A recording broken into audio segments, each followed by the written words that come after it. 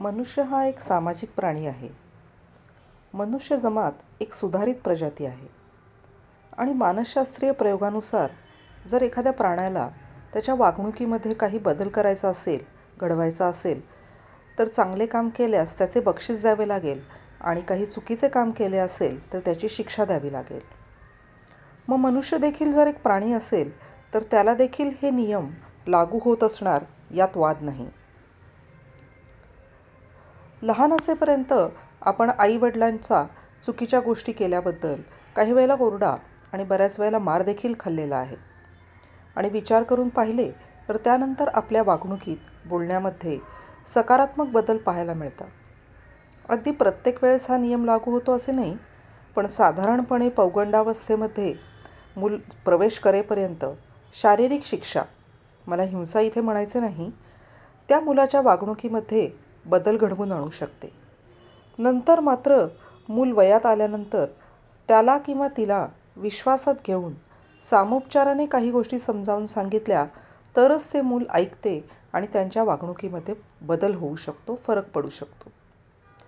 यानंतर एकदा मनुष्य प्राणी प्रौढ झाला, प्रौढ म्हणजे मला इथे वयस्कर नाही म्हणायचे बरं का, तर 21-22 वर्षानंतर स्वतःची जबाबदारी घ्यायला शिकला की काय बरोबर आणि काय चुकीचे हे ठरवणे सर्वस्वी त्याची जबाबदारी असते.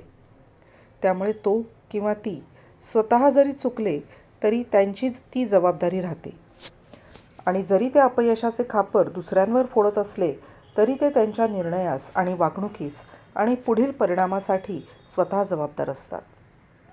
मग अशा परिस्थितीमध्ये जर आपणास स्वतःला आपल्यामध्ये सकारात्मक बदल घडवून आणायचे असतील तर यापुढे आपण काही गोष्टी करायच्या असं ठरवलं असेल, आपल्याला काही उद्दिष्ट साध्य करायची असतील आणि त्या गोष्टीचे नियोजन आपण केलेले असेल आणि त्याचे जर आपण व्यवस्थित तंतोतंत पालन केले तर आपण स्वतःला बक्षीस दिले पाहिजे, हे नक्कीच. आता तुम्ही म्हणाल, सुटलो आता, बक्षीस दिले की झाले? नाही, असे नाही. चांगल्या गोष्टींसाठी, कामासाठी आणि वागणुकीसाठी बक्षीस आणि चुकीच्या वागणुकीकरता शिक्षा, हा नियम प्रौढांना पण लागू असला पाहिजे. म्हणजेच मी येथे मानसशास्त्रामधील क्लासिकल कंडिशनिंग थेअरी आणि इन्स्ट्रुमेंटल कंडिशनिंग थेअरीबद्दल बोलत आहे असं तुम्हाला वाटेल आणि तुम्ही म्हणाल, या थेअरीचे प्रयोग प्राण्यावर केले गेले आणि आपण तर विचार करणारे प्राणी आहोत. मग या थेअरीचे नियम आपल्याला कसे लागू होतील किंवा आम्हाला कसे लागू होतील? जास्तीत जास्त छोट्या मुलांना लागू होतील हे नियम. पण एकंदर प्रौढ व्यक्तीसाठी बक्षीस आणि शिक्षा हे जरा अति होते आहे आणि हे काही बरोबर नाही.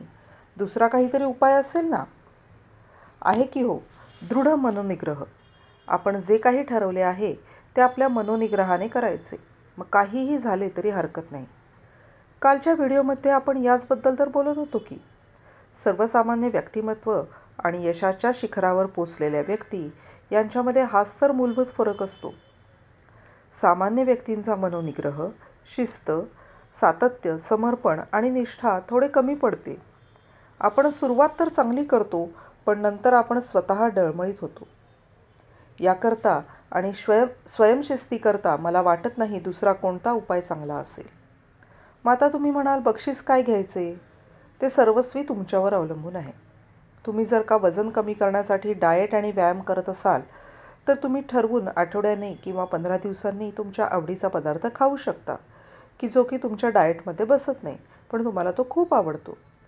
आणि शिक्षा काय घेणार हा तुमचा पुढचा प्रश्न. आता काय आपण लहान नाही की आपल्याला आई वडील, शिक्षक वळण लावतील, रागावतील.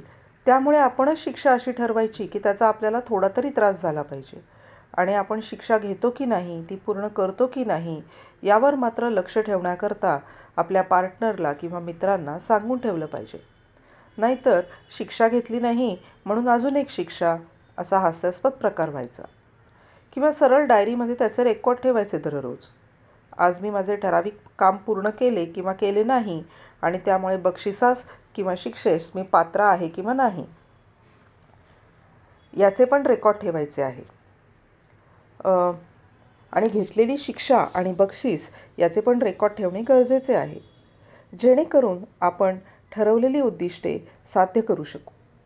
पण या सर्व उद्दिष्टांसाठी काही वेळेची मर्यादा पाहिजे का नको, असा पुढचा प्रश्न आपल्या सर्वांना नक्कीच पडला असेल. तर याची चर्चा आपण पुढील व्हिडिओमध्ये करूया. धन्यवाद.